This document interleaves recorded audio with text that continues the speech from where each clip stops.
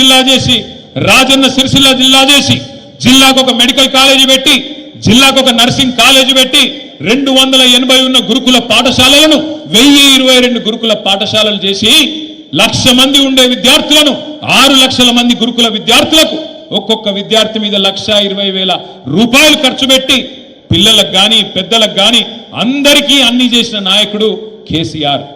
10 ఏళ్ళు బ్రహ్మాండంగా కడుపుల సల్ల కదలకుండా ఎక్కడ కూర్చున్నోళ్ళకి అక్కడ ఫోన్ల బ్రహ్మాండంగా మెసేజ్లు పడుతున్నాయి. యాసంగి నాటేసే టైం వచ్చిందంటే, వానకాలం నాటేసే టైం వచ్చిందంటే మీ ఫోన్లో ఏం సౌండ్ వస్తుండే?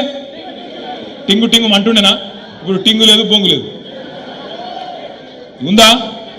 వాడు కొత్తది కనిపెట్టిండు. టింగు టింగ్ అంటే కేసీఆర్, అది కొత్తది టకీ టకీ అట. టకీ లేదు, పికీ లేదు. యాడుంది టకీ టకీ? ఒక్క దగ్గర ఉంది టకీ టకీ, ఒక్క దగ్గర ఉంది.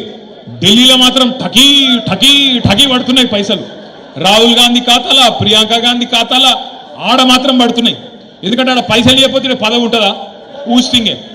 కాబట్టి పైసలు అక్కడ పడుతున్నాయి, ఇక సంపుడు మాత్రం ఇక్కడ చంపుతా ఉన్నారు. వాస్తవం ఏంది అంటే ఇవాళ తెలంగాణ ప్రజలు ఏ ఊరికి పోయినా ఏ మనిషిని ఒక్కసారి ముట్టుకున్నా అన్నా ఇంకెన్ని రోజులు భరించాలనే, ఇది జల్ది కేసీఆర్ తెచ్చుకుంటే బాగుండదు కదనే అనే మాట మాట్లాడుతున్నారు. కానీ ఒకటి మాత్రం వాస్తవం, ఒక ఓటుకు శిక్ష 5 ఏళ్ళు, ఒక తప్పు చేస్తే 5 ఏళ్ళు బాధపడే పరిస్థితి. ఏం చేయలేం. ప్రజాస్వామ్య దేశం. ఒక ఓటు 5 ఏళ్లకు మనకు శిక్ష వేస్తుంది. తప్పుడు పాలకులను ఎన్నుకుంటే, తప్పుడు వ్యక్తులను నమ్మితే, అరిచేతిలో వైకుంఠం చూసి మోసపోతే, 420 హామీలు వాటిని నమ్మి ఆగమైతే ఇలా ఈ పరిస్థితి వస్తుంది. మొన్న నాకు ఒక పెద్ద మనిషి కలిసిండు. నేను మనం ఓడిపోయిన కాడికెళ్ళి చాలా మంది పెద్దలతో మాట్లాడుతున్నాం. ఏం జరిగింది, ఎందుకు జరిగింది?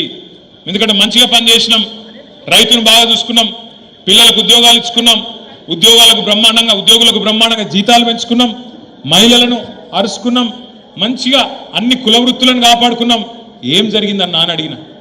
అడిగితే ఆ అన్న ఒకటే చెప్పిండు. రామాయణం ఏంది అంటే ఒక పెద్ద మనిషి చెప్పిండట, కట్టే కొట్టే తెచ్చే. అట్లాగే నాకు కూడా ఈ పెద్ద మనిషి ఏం చెప్పిండంటే, అన్న చాలా కారణాలు ఉండొచ్చు కానీ 3 ముఖ్యమైన కారణాలు మూడు పదాలలో చెప్తా అన్నాడు. ఏంటిదే అన్న? ఆయన ఏమన్నాడు ఎరికేనా?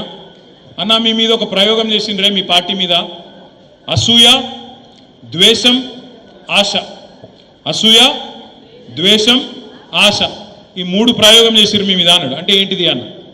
ఇప్పుడు సింపుల్గా ఏం చేసిర్రు వాళ్ళు? ఒకటే ఒక పని. ఈ ఒక రవిశంకర్ అన్నాడు చూసినావు, సొప్పదండి ఎమ్మెల్యే,